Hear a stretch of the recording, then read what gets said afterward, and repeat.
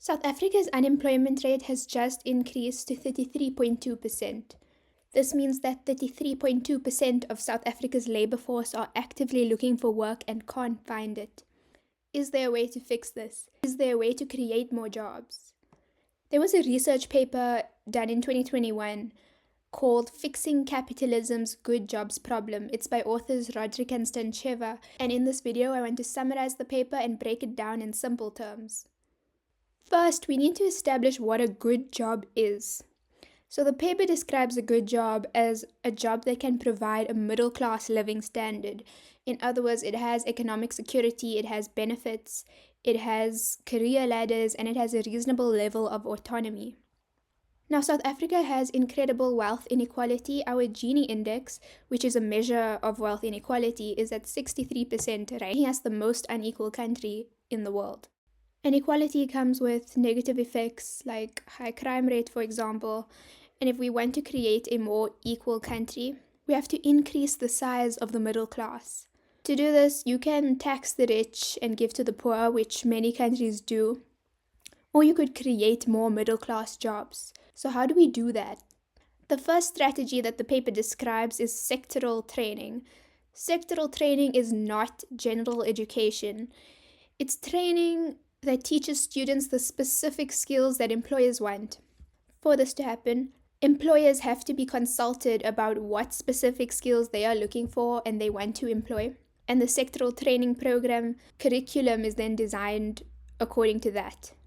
The second strategy is to use targeted government assistance for businesses. So government assistance that directly helps businesses to operate better and be more profitable. Why? Because if business is booming, companies can hire more people. The paper actually suggests that businesses have a quota for the number of people that they must hire in exchange for this government assistance. The assistance can be infrastructure, better roads, zoning, things that are tailored to the local needs of the businesses. What's crucial here is that there must be constant communication between government and businesses because the needs of the businesses will change as market conditions change, and government needs to be able to adapt its policies according to that. Next, the paper tackles the problem of automation of jobs. The paper reminisces on the panic that was caused back in 2016 by Elon Musk's fully automated car factory. When that was announced, there was panic about jobs being taken over by machines, but it didn't end up happening. The factory ended up needing human workers. However, technology has come a long way since then, and it's only going to continue to improve, so the threat of automation becomes more real by the day. This paper, however, and I found this quite interesting, it argues that even with tech improvements, replacing human workers with technology is not some inevitable future, but actually it's a choice.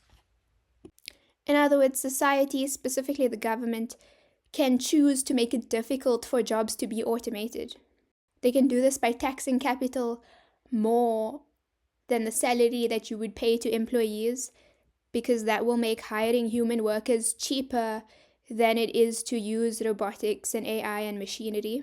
Another option is for governments to simply subsidize the research and development of technology that assists labor rather than technology that replaces labor.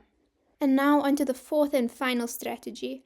At this point you might be thinking, maybe some countries will implement these strategies, but not every country will. And if businesses in those other countries are automating their production and employing less people, then they would be able to produce cheap enough to run the rest of us out of business. This is very possible, and the paper poses some solutions. The first is to advocate for international trade agreements to include these job standards in the agreements so that it becomes the norm across the globe.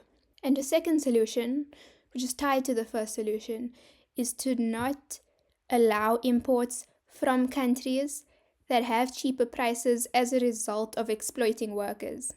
Because if these job standards become the norm, then countries that replace their human workers with technology will be seen as violating worker rights in their country, and that gives you a basis for not allowing imports from them.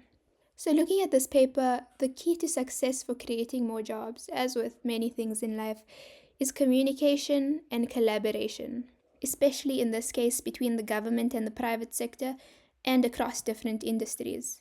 I've just given a quick summary here, but I'd recommend reading the paper if you want a more detailed look at the topic or if you want to look at the references. I will link the paper here. In my last video, I imagined a future where automation does replace jobs.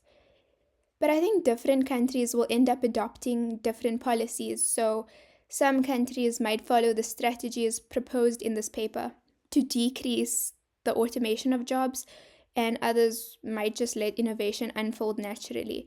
Or there could be a hybrid situation where initially you decrease automation of jobs but slowly transition into jobs being taken over as people move to a new way of living.